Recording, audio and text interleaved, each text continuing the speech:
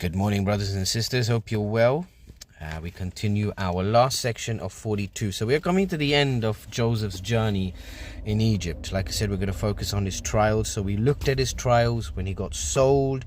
He then came to Egypt as a slave. We looked at his trials with Potiphar's wife. We looked at his trials with the baker and the butler.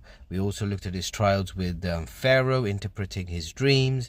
And now we're looking, and then we saw the job that was set forth for Joseph to store up during the 7 years of plenty and then sell food during the 7 years of famine. Right, then we see his brothers come through.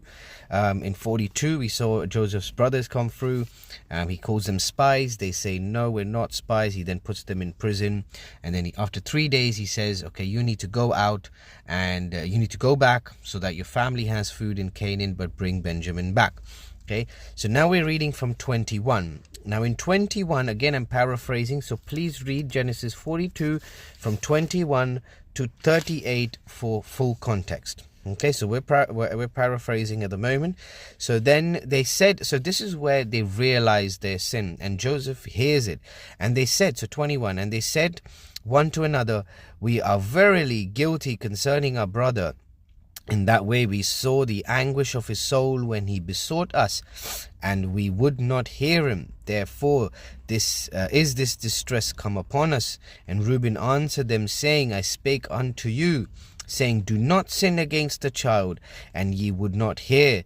Therefore behold, his blood is required. Also his blood is required. And they knew not that Joseph understood, for he spake unto them by an interpreter. So Joseph turned away, and he didn't want them to see him cry. So he turned away, and then he came back unto them. He bound up Simeon, and he said, the rest of you go back, take the food to your father and to your families, and come back with Benjamin. Now as they're on their way, so they loaded up the corn.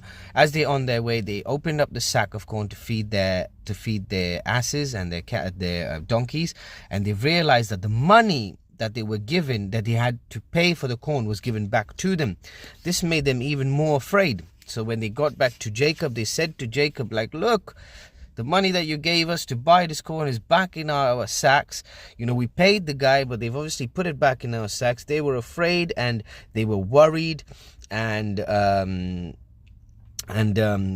you know, they were and then they explained to Joseph that, you know, to Jacob, that the ruler of the land called them spies. So, you know, they were now even more in turmoil and thinking of their past sin.